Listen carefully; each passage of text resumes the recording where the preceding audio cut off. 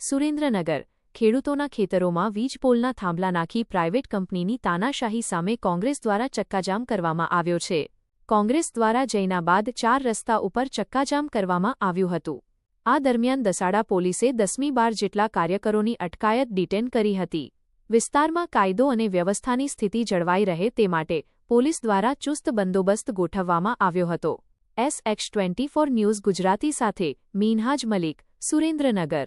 આજે કિસાન કોંગ્રેસ અને કિસાન સંઘર્ષ સમિતિ દ્વારા આજે ચક્કાજામની જે જાહેરાત કરવામાં આવેલી હતી, આપ સૌ કોઈ જાણો છો કે આખા ગુજરાતભરના અંદર જે ખેડૂતો પર ત્રાહિમામ થઈ રહ્યો છે, ખેડૂતની જમીનમાં જાણે ખેડૂતોના 7/12માં નામ જ નથી, ખેડૂત એનો માલિક જ નથી, એ રીતે ધન્ના શેઠો માટે સરકાર અને પોલીસ પ્રશાસન દ્વારા જે એમની બળજબરીપૂર્વક એમની ખેતીની જમીનોમાં વીજપોલ ઊભા કરવામાં આવી રહ્યા છે. આવી જ રીતે ઉત્તર ગુજરાતના ખેડૂતોના અલગ પ્રશ્નો છે, દક્ષિણ ગુજરાતના ખેડૂતોના અલગ પ્રશ્નો છે, સૌરાષ્ટ્ર અને સોરઠના પ્રશ્નો અલગ છે, કચ્છ અને વાગડના પ્રશ્નો અલગ છે, એમ ખારાપાટ અને